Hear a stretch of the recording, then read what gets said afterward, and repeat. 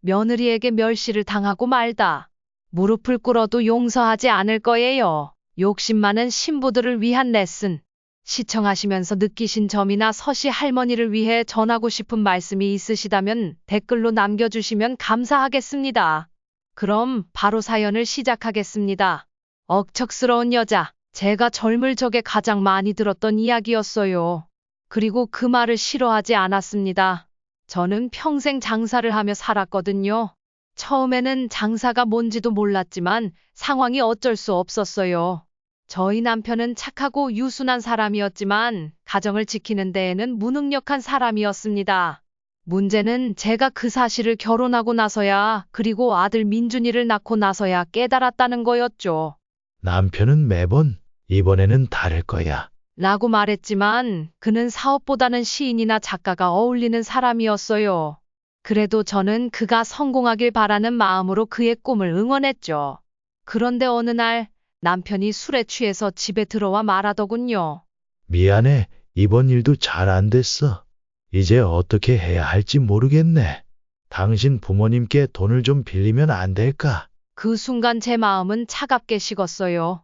이제 와서 우리 부모님께 돈을 빌려보자니요? 제 기다림에 대한 답이 그거였던 거죠. 차라리 앞으로 더 힘들 테니 조금만 더 버텨보자 고 했다면 남편을 붙잡고 갈 용기가 있었을지도 몰라요. 하지만 그 순간 저는 남편에게 화를 낼 겨를도 없이 당장 생계를 책임져야 한다는 막막함에 더 무서움을 느꼈습니다. 그때부터 저는 스스로 먹고 살 길을 찾아야 했어요. 남편이 이미 가정을 부양할 능력이 없다는 건 확실해졌고, 이제 우리 가족을 살릴 사람은 저뿐이었으니까요. 그러던 중 동대문에서 사업을 시작하려던 삼촌이 저에게 도매 장사를 같이 해보지 않겠냐고 제안하셨습니다. 당시 저는 그게 뭔지도 몰랐지만 돈이 된다는 말에 무작정 뛰어들었어요. 동대문 도매 시장은 일반 소매와는 많이 다릅니다. 제 근무 시간은 밤 12시에 시작해 아침 9시에 끝났죠. 사입하러 오는 소매상들이 현찰을 들고 와서 삼촌에게 주문하면 저는 옆에서 장부에 기록을 했어요. 매일매일 나가는 옷의 수량과 단가도 다르고 시장 규모도 달랐죠. 당시만 해도 여자들이 이런 도매 일을 하는 경우는 드물었어요.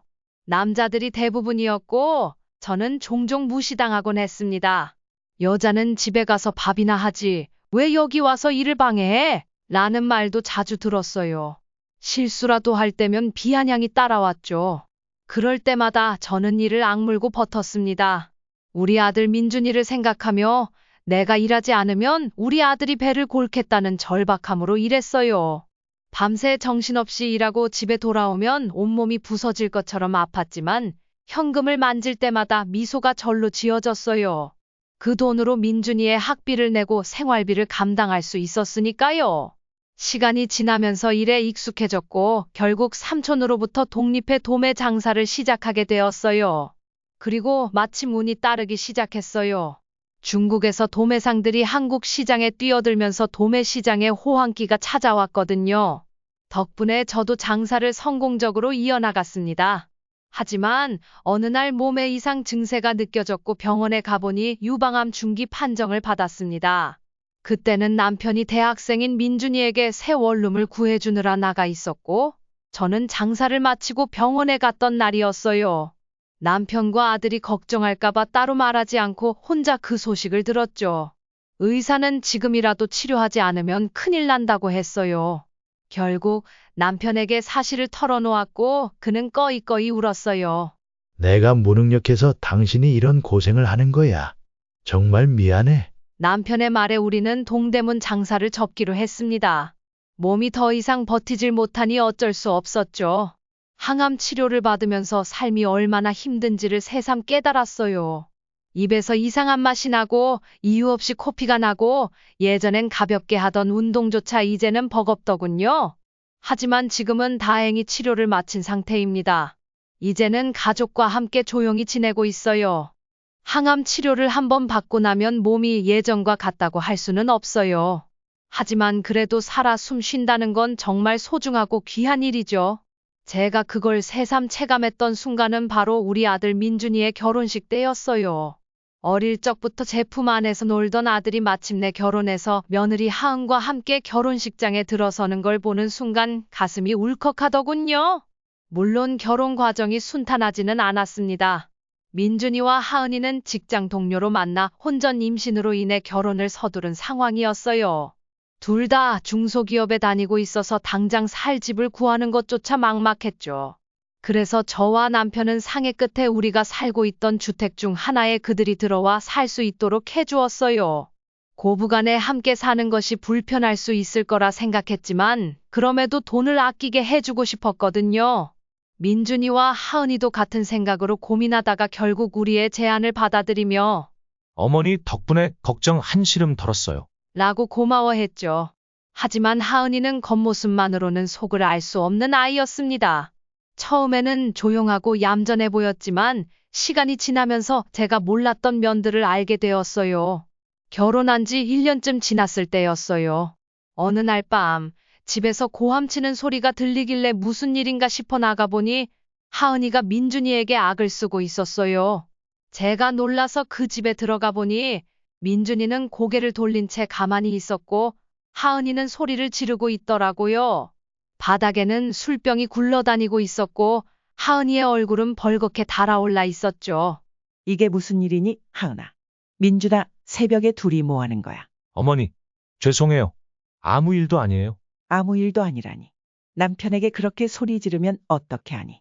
일단 대화로 풀어야지. 하은이는 죄송해요, 어머니. 라고 말했지만 마음 한편으로는 그 일이 신경 쓰였어요. 나중에 민준이에게 물어봤지만 끝까지 그 이유를 말해주지 않더군요. 다만 하나 알아낸 것은 하은이가 술에 쉽게 취하고 화를 내는 주사가 있다는 거였죠. 그 후로 하은이를 바라보는 제 시선이 달라졌습니다. 모든 사람에게 이중적인 면이 있듯이 조용해 보였던 우리 며느리도 예외는 아니었죠. 상황이 급변한 것은 민준이와 하은이의 경제 상황이 악화되면서부터였습니다. 둘이 다니던 회사가 코로나로 인해 부도를 맞았거든요. 민준이는 열심히 재취업을 위해 노력했지만 상황은 쉽지 않았고 하은이도 마찬가지였어요.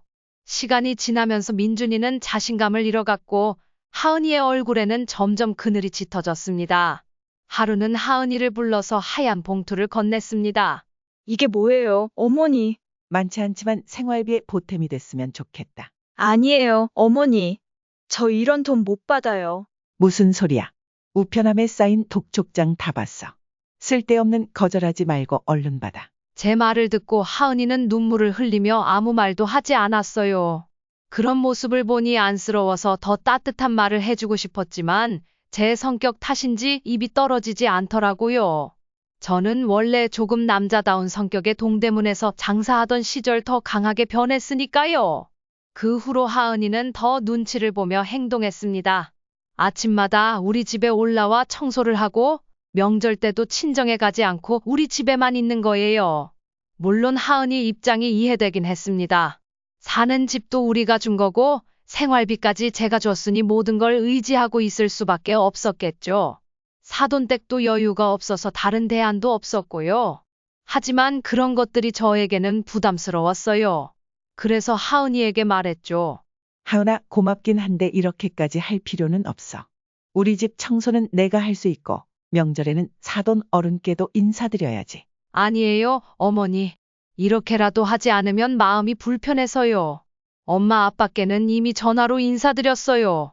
그분들도 이해하세요. 몇 번이나 제가 그럴 필요 없다고 말했지만 하은이는 계속 고집을 부렸어요. 그때부터는 싸움이 되겠다 싶어 더 이상 말하지 않기로 했죠. 그러던 어느 날 민준이의 직업 문제를 해결하기 위해 제가 두 팔을 걷어붙이기로 했어요. 동대문 인맥들을 동원해 알아보니 요즘 중국 도매상들이 온라인으로 장사를 하며 돈을 번다는 소식을 들었죠. 그래서 민준이에게 물었습니다. 민준아, 장사해 볼 생각 없니? 장사요. 예전에 엄마처럼요. 그래. 요즘 중국 상인들이 다시 돈을 풀고 다니는 것 같더라. 내가 장사를 시작하면 내가 아는 사람들 소개해 줄게. 그런데 장사하려면 목돈이 필요하잖아요. 저는 당장 그럴 돈이 없어요. 그건 엄마가 알아서 해줄 테니 걱정 말고 우선 내가 소개해주는 사람 만나서 일부터 배워. 그렇게 민준이는 일을 시작했고 생각보다 열심히 했어요. 장사 수완도 좋고 사람들 대하는 태도도 훌륭하더군요. 부족한 부분은 제가 조언해주면서 차근차근 가르쳤죠. 하지만 그 사이 하은이는 점점 더 눈치를 보며 따라다니기 시작했고 저는 결국 참다 못해 크게 화를 냈습니다. 하은아, 왜 자꾸 이러니? 내가 너한테 종처럼 굴라고 했어. 왜 이렇게 눈치를 보는 거야? 죄송해요, 어머니. 저도 모르게 자꾸 그렇게 돼요? 하은이의 태도는 원래 자존심이 높지만 저와 함께 살면서 계속 눈치를 보게 된 거였어요. 그 아이도 힘들었을 거고 저도 힘들었죠. 무엇보다 저는 장사하면서 상대방의 필요를 먼저 생각하는 습관이 있었는데 하은이는 그게 아니었어요. 자기 생각대로 움직이는 아이였죠. 그래서 결국 저는 하루빨리 민준이가 경제적으로 독립하길 바랐습니다. 마침내 독립할 만큼 일을 배운 민준이가 본격적으로 장사를 시작하고 싶다고 했습니다. 그래서 저는 가지고 있던 주택 중 하나를 팔아 민준이의 도매 장사 대금을 지원해 주었죠. 총 5억이라는 큰 금액이었지만 조건이 하나 있었습니다. 민준이가 허튼 생각을 품지 못하도록 차용증을 쓰게 했습니다. 민준아, 내가 왜 이 차용증을 쓰게 하는지 아니? 잘 모르겠어요. 엄마, 정신 차리라고 쓰는 거야. 돈 맛이란 게 처음엔 달콤하지만 독이 될 수 있어. 돈 조금 벌었다고 펑펑 쓰고 가족은 안 챙기면 이 차용증으로 내가 금방 너에게서 다 뺏어갈 거다. 알겠니? 물론이죠, 엄마. 감사해요. 정말 정신 차리고 열심히 할게요. 아참, 그리고 한 가지 더. 내가 너한테 돈 빌려줬다는 말은 하은이한테 절대 하지 마라. 그건 왜요, 엄마? 요즘 하은이가 내 눈치를 얼마나 보고 다니는데 그 상황에서 내가 돈까지 빌려줬다는 말 들으면 아이고. 나는 하은이가 더 기죽는 건 보고 싶지 않다. 듣고 보니 그렇긴 하네요. 알겠어요, 엄마. 감사해요. 그렇게 민준이는 자기 가게를 차렸고 1년 정도 고생을 한 것 같아요. 예전에 저처럼 밤늦게 나가서 아침에야 들어오는 삶이었죠. 처음엔 이리저리 깨지면서 고생을 하더니 결국 나중에는 어느 정도 돈을 벌기 시작하더군요. 저한테 생활비를 받아 쓰던 민준이와 하은이가 마침내 돈을 벌기 시작한 거죠. 아직도 생생히 기억납니다. 민준이가 첫 수익을 들고 와 자랑하던 모습이요. 열정에 찬 얼굴과 장사하느라 푸석해진 피부, 피곤했을 텐데도 기쁨이 가득한 눈빛을 보며 예전에 내 모습이 이랬겠구나 싶었죠. 그제서야 민준이가 자기 아빠보다는 저를 더 닮았다는 걸 깨달았어요. 민준이는 자리를 잡아가며 하은이의 얼굴도 점점 나아지기 시작했어요. 그 변화가 가장 먼저 나타난 것은 먹는 것이었습니다. 이전에는 돈이 없어 매일 라면만 끓여 먹던 하은이가 어느 순간부터 배달 음식을 많이 시켜 먹더라고요. 저는 이해했어요. 그동안 먹고 싶은 게 얼마나 많았을까 싶었죠. 하지만 점점 심해져서 삼시세끼를 배달 음식으로 해결하더라고요.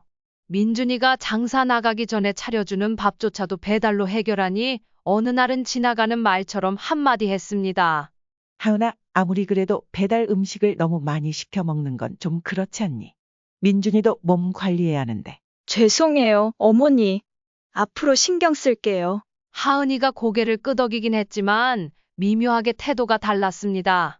이전에는 기가 죽어있던 모습과 달리 이제는 뭔가 불만을 품고 있는 것 같았죠. 그때까지는 저 혼자만의 느낌이라고 생각했어요. 그런데 민준이의 장사가 잘 되면서 하은이의 태도 변화가 점점 눈에 띄었습니다. 가장 먼저 달라진 것은 집안일이었어요. 원래부터 제가 시킨 적도 없었고 몇 번이나 하지 말라고 했는데도 하던 빨래와 청소를 어느 날부터 점점 대충 하더니 나중에는 아예 하지 않더군요. 제가 눈치를 슬쩍 줘도 하은이는 하루 종일 집에 있거나 친구들을 만나러 나갈 뿐 특별히 바쁜 일도 없어 보였죠. 민준이가 돈을 벌기 시작하니 하은이는 전업주부로 살게 되었는데 그런 모습이 이해되지 않았어요. 그런데 그게 끝이 아니었어요. 어느 날 점심에 지인들과 즐겁게 담소를 나누고 있을 때 문을 두드리는 소리가 났습니다. 나가보니 하은이가 서 있더군요. 하은아, 무슨 일이니? 어머니, 죄송한데 너무 시끄러워서 오빠가 잠을 못 자겠다고 해요. 그 순간 저는 잘못 들었나 싶었어요. 그런데 하은이는 저를 똑바로 바라보며 말했어요. 정말 죄송한데 조금만 조용히 해주시면 안 될까요? 오빠가 밤새 일해서 피곤하잖아요. 그 말에 할 말을 잃었습니다. 마치 제가 시끄럽게 떠드는 진상 노인네가 된 것처럼 느껴졌거든요. 하은이는 죄송하다면서도 결국 시끄러워 죽겠으니 입 좀 다물라는 뉘앙스였죠. 그때부터 하은이는 점점 더 저희 부부와의 거리를 두었어요. 한때는 함께 즐기던 식사도 지금은 자취를 감췄고 더 이상 우리 집에 찾아와 애교를 부리지도 않았죠. 하은이가 내 눈치를 보고 힘들었다면 이제라도 해방되어 다행이라 생각했어요. 하지만 하은이의 불만은 여기서 끝나지 않았습니다. 그리고 그것이 터진 건 민준이와 하은이의 이사 확정 날이었죠. 비록 전세였고 제게 빌린 돈도 갚지 못한 상태였지만 저는 신경 쓰지 않았어요. 그저 그들의 행복이 중요했으니까요. 함께 음식을 먹고 그간의 고생을 서로 나누며 기뻐했죠. 하지만 그날 남편의 한마디가 상황을 바꿔놓았습니다. 민준이만 고생한 게 아니야. 우리 며느리 하은이도 정말 고생 많았지. 맨날 우리 집 와서 청소, 빨래, 밥하며 얼마나 힘들었을까. 그 말에 남편이 무심코 내뱉은 말이 하은이에게 불쾌하게 들렸던 것 같았죠. 하은이의 얼굴이 굳더니 취기가 오른 상태로 말했어요. 맞아요. 저도 정말 많이 고생했어요. 저는 그때서야 하은이에게 쌓여있던 불만이 폭발했다는 걸 깨달았습니다. 결국 그날 밤은 가족 모두가 서로의 감정을 분출하게 되는 계기가 되었고 그 이후로 민준이와 하은이의 관계는 새로운 국면을 맞이하게 되었습니다. 부모님 덕분에 저희가 이사도 하고 좋은 일들이 많았어요. 앞으로도 이 은혜 잊지 않고 살겠습니다. 모두가 기분 좋게 잔을 들고 건배하려던 때였어요. 그런데 분위기를 망치는 한마디가 나왔습니다. 은혜는 무슨 은혜? 하은이가 삐딱하게 고개를 들며 저에게 말하더군요. 어머니, 제가 얼마나 어머니 눈치를 봤는지 아시죠? 그동안 저는 계속 하은이에게 눈치 보지 말라 라고 말했지만 그녀는 취해 있었습니다. 싸울 생각은 없었기에 저는 찬찬히 고개를 끄덕였죠. 그래, 하은아. 내가 고생 많았지. 나도 미안한 점이 많고. 하지만 오늘은 기쁜 날이니까 기분 좋은 말만 하자꾸나. 하지만 하은이는 계속해서 말을 쏟아냈어요. 아니에요. 저는 그러고 싶지 않은데요. 제가 매일 와서 청소하면서 얼마나 힘들었는지 아세요? 고작 쥐꼬리만한 생활비 때문에 내가 노예처럼 산 기분이었어요. 돈이 없어서 시어머니 눈치만 보고 찍소리도 못하면서 살았다고요. 하은아, 그만해라. 왜요? 오빠는 아무것도 모르잖아요. 내가 얼마나 힘들었는지 오빠는 밖에서 일만 했으니까 할 리 없지. 하은아, 그만해. 저 이제 명절에 시댁 안 갈래요? 그 한마디에 온 집안이 정적에 휩싸였어요. 누구도 입을 열지 못한 채 하은이가 눈물을 흘리며 말을 이어갔죠. 저요, 지금까지 어머니 눈치 보느라 친정 한 번도 못 갔어요. 이제부터는 시댁에는 전화도 하기 싫어요. 이 집도 오기 싫고요. 그냥 다 싫어요. 능력이 있는 남편이 돈도 벌어오니까 이제는 어머니한테 돈 안 받고 살 수 있으니까요. 저도 이제 눈치 안 볼래요. 저는 너무 어이가 없어서 민준이를 바라봤죠. 민준이의 얼굴이 빨개졌더군요. 어머니, 하은이가 지금 취해서 제정신이 아니에요. 내일쯤 되면 정신 차리고 죄송하다고 할 거예요. 아니, 나 진심이야. 이제 이 집 근처도 오기 싫다고. 김하은, 입 다물어. 제가 나직하게 한마디 하자 민준이가 몸을 움찔하더군요. 저는 아들에게 말했죠. 내 와이프 데려가라. 그리고 내일 술이 깨는 대로 다시 데리고 오렴. 죄송합니다, 엄마.